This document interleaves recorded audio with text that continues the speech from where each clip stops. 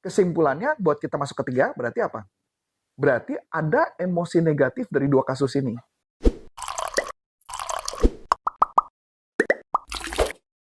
Halo NLPers, balik lagi sama aku Aulia di YouTube channel NLP for Business. Nah, kesempatan kali ini kita akan membahas seorang perempuan yang bucin banget dengan laki-lakinya nih. Nah, dari bucin itu gimana sih kita kaitin dengan dalam bisnis seperti itu. Nah, penasaran kan? Yuk kita langsung bahas dengan Coach Arif. Halo Coach. Halo. Apa kabar dari Coach? Good. Alhamdulillah. Oke, langsung aja nih ya, Coach. Boleh. Di akhir-akhir ini kan di luar sana tuh banyak berita-berita gitu ya, Coach ya, lagi hangat-hangatnya ada seorang namanya tuh Loli atau namanya tuh Laura gitu ya. Nah, itu tuh bucin banget sama cowoknya gitu, Coach. Nah, itu kenapa sih Coach seorang wanita bisa sebucin itu dengan laki-laki? Nah, ini menarik nih. Jadi nanti kita bicara ya, setiap konteks bucin ini kita bisa bicara, kita di tiga level nih. Jadi level pertama kita akan bicara mengenai kenapa sih seorang wanita bisa bucin banget sama tuh cowok gitu ya. Yang kedua kita akan bicara bagaimana karena bucin itu juga bisa dimanfaatkan oleh para penipu. Untuk sampai menipu bisa mengambil uang sampai miliaran. Gitu ya. Dan yang ketiga nanti konteks bagaimana teknik itu bisa kita pakai dalam konteks bisnis. Ya bukan arti konteks bisnisnya dalam arti kita melakukan itu untuk penipuan, tidak, tapi dalam konteks bagaimana supaya produk kita, bisnis kita itu dibucinin sama customer. Nah ya, kita bahas dari yang pertama dulu. Jadi kebetulan dulu saya pernah belajar satu teknik ilmu. Jadi satu teknik ilmu namanya ego state therapy. Dulu banget tuh ya. Nah, teknik itu ego state therapy adalah ilmu yang dikembangkan dari hasil penelitian dari Sigmund Freud. Jadi dari penelitian Sigmund Freud, terus kemudian terjadi perkembangan yang luar biasa, dan ilmu itulah kemudian diambil sama Carl Jung dan beberapa orang lainnya, Paul Vedren dan sebagainya, menjadilah satu buah ilmu namanya ego state therapy.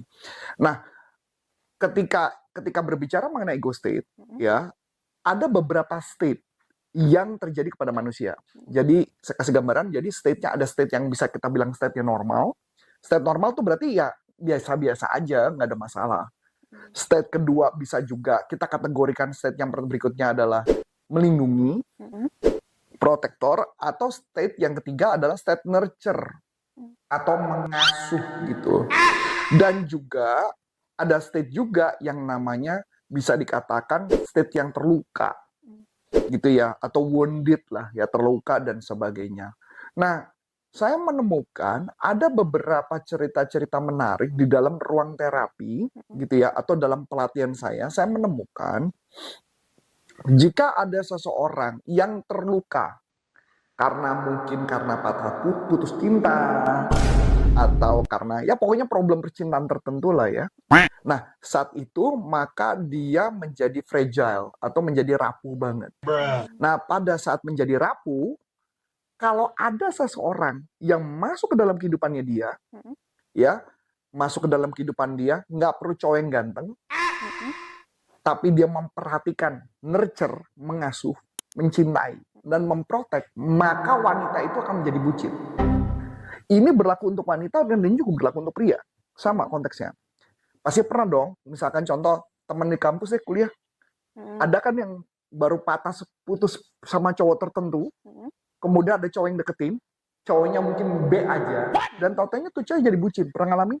Iya, pernah lihat. Pernah ya? Iya. Nah, itu terjadi karena terjadi yang namanya state yang terluka. Ya, atau disebut namanya faded kalau di ego state ya. Tapi kalau ini kan kita konteksnya berbeda ya. Jadi saya bilang wounded, terluka aja. Nah, yang terluka ini hanya bisa disembuhkan pakai state, cuman ada 2 state. Tepatnya 3 sih. Jadi state yang pertama adalah bagaimana dia merasa diprotek. Jadi dia harus menunjukkan bahwa dia kuat, gitu ya.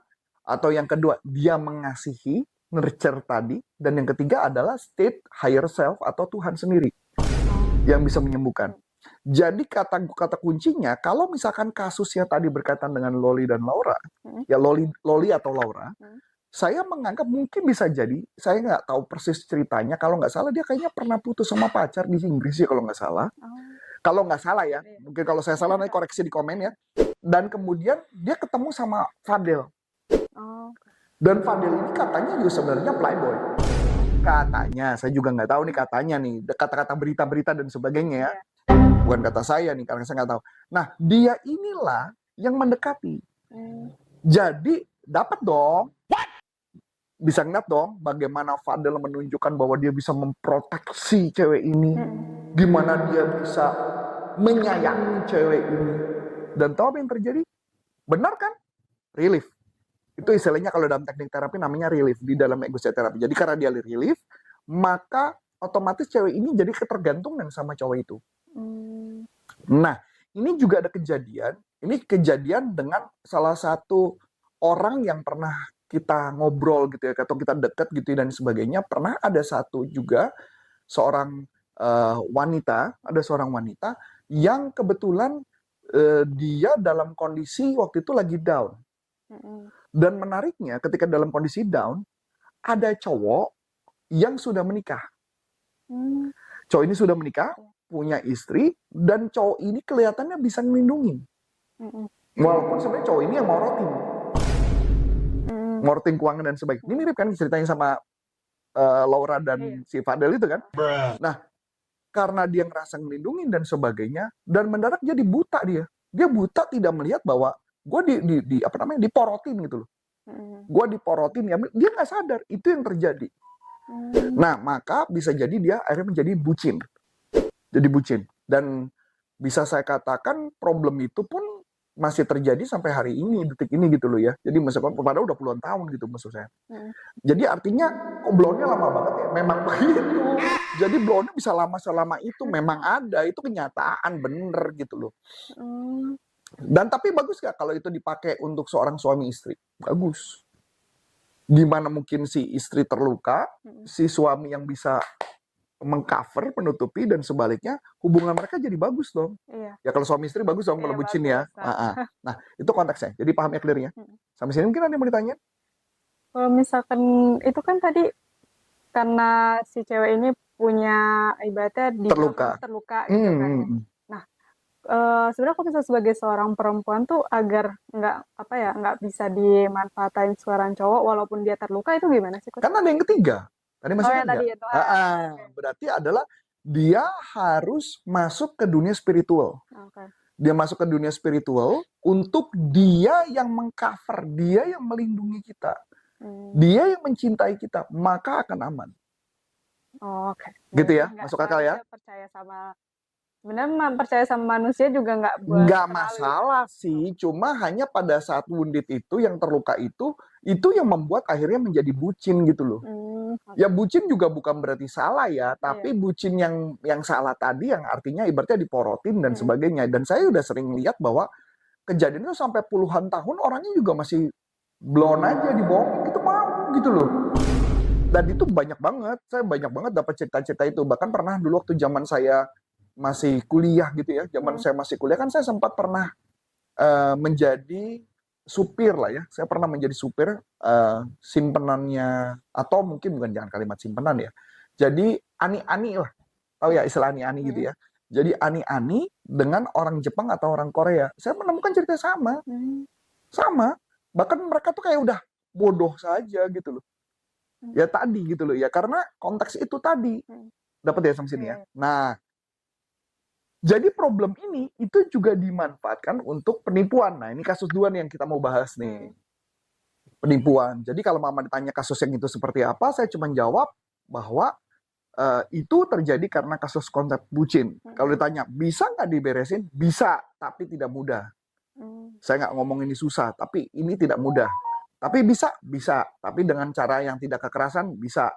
Tapi kalau kekerasan, ya pernah kita lakukan juga gitu ya.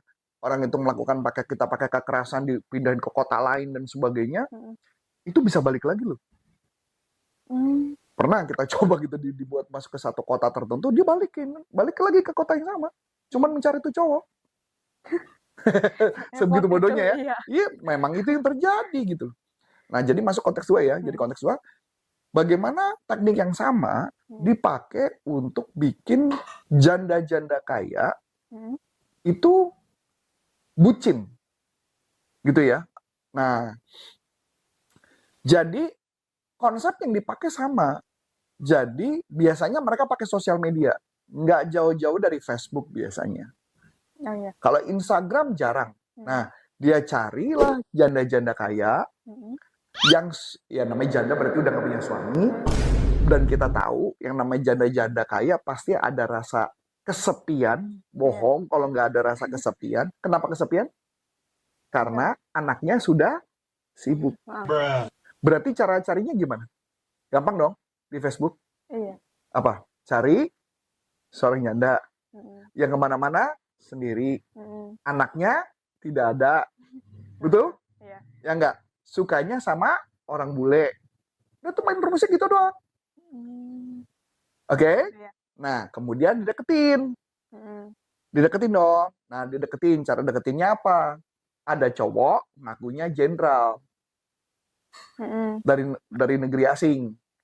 Dia menggunakan berbagai metode supaya orangnya trust bahwa dia beneran jenderal.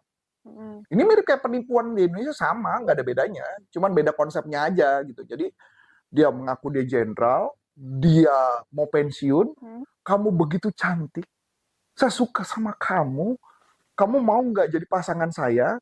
Kebetulan ada duit yang akan dicairkan untuk pensiun, nilainya sekian ratus miliar, tapi gue butuh ada orang yang transfer uang untuk kayak ngebuka kunci. Dikasihlah websitenya, dan bahkan pernah saya nangani kasusnya. Itu websitenya bener-bener tulisannya pakai belakangnya extensionnya bener-bener kayak asli. Dan dia transfer, uangnya ada masuk, tapi uangnya nggak bisa diambil. Terus dia bilang, tolong persiapkan pernikahan kita. Orang Indonesianya biasanya langsung nyiapin pernikahan. Sewa hotel dan sebagainya disiapin. Dia berasumsi itu cowok akan datang. Dan kemudian nanti dibilang, oh sorry, karena ada ini belum bisa sempat datang. Dipending-pending terus. Sampai uangnya udah habis banyak. Bahkan kejadian ini pernah banget yang saya temukan, sudah diporotin banyak, habis tetap aja dia percaya bahwa, bahkan keluarganya bisa tahu bahwa dia diporotin, tetap aja dia mengatakan, anak-anaknya dibilang, anak-anak gue tuh nggak ada tahu diri, tau nggak? Mama tuh pengen bahagia hidupnya, masa nggak boleh? Digituin, bucin kan? Iya. Ya jadi bucin. Jadi kejadian karena bucin itulah, maka akhirnya habislah duit banyak. Dan saya nanganin kasus itu ada beberapa yang kasus kayak gitu. Jadi balik lagi, konsepnya semua sama. Beberapa waktu yang lalu pas saya berangkat cruise juga ada yang nelfon ke saya cerita. Sama. Kasusnya mirip, saya ketawa-tawa aja. Karena konsep itu. Jadi paham ya? Jadi kata kuncinya apa? Konteksnya dia. Kalau yang kasus bucin tadi kan karena terluka. Kalau konteksnya dia apa? Kesepian. Betul ya? Keluarga sibuk dan sebagainya. Berarti kan kesimpulannya buat kita masuk ketiga, berarti apa? Berarti ada emosi negatif dari dua kasus ini. Emosi kasus pertama adalah berkaitan dengan dia merasa terluka. Terluka kalau dalam konteks jualan barang, dalam konteks bisnis berarti apa? Dia selama ini merasa dibohongin, merasa ditipu dan sebagainya. Ada orang yang peduli sama mereka, mau mendengarkan mereka, itu konteks satu. Kalau konteks dua, dia merasa sendirian, dia berjuang menghadapi dunia, kayaknya berat, nggak bisa menghadapi dunia sendirian, pokoknya dia fight, taunya dari mana? Gampang, tinggal lihat di sosial media, di mana kalimat-kalimatnya menyatakan harus bisa, kondisi gue menderita, pokoknya harus menderita. Kan banyak yang orang-orang kayak gitu kan? Iya, cari aja orang menderita itu. Nah, di konteks itulah yang dimana kita bisa menyelesaikan solusi masalah itu. Dan kita mau, pertama kata kuncinya ya, kata kuncinya adalah harus tercipta yang namanya trust. Trust, makanya kenapa orang menjadi bodoh habis itu. Iya, karena terlalu percaya. Trust itu tercipta karena seakan-akan dari awal mereka nggak minta uang. Mereka tuh kayak dengerin, peduli, dibangun kredibilitas, pakai baju tentara, misalnya aku dari jenderal dari negara mana, kan bangun kredibilitas dong. Saya bisa dengerin, saya bisa dipercaya, kita jadi temen dan sebagainya. Nah, lama-lama bahkan dia mau dengerin curhatan orang itu, kan jadi kena ya. Nah, itulah konteks yang dipakai. Bangun percaya. Bangun kepercayaan. Berarti kalau kita mau bikin customer jadi bucin sama kita apa? Dengerin tentang mereka, dengerin keluh kesah mereka, pahami mereka, mereka jatuh cinta sama kita, apapun akan dilakukan. Iya. Masuk akal? Masuk akal. Iya. Ada lagi? Udah sih, udah kebayang. Wah, mantap. Dari kata bucin ternyata bisa dikaitin ke bisnis. Gimana caranya sebenarnya customer bisa sebucin itu dengan produk kita nantinya. Nah, buat teman-teman, kalau misalkan ada pertanyaan di dalam topik ini, tulis di kolom komentar ya. Cukup sekian dari aku, Aulia. Dan saya Coach Antoni Sarif mengucapkan terima kasih, sukses buat Anda dan sampai jumpa. Dan NLP for Business untuk Indonesia. Bye-bye.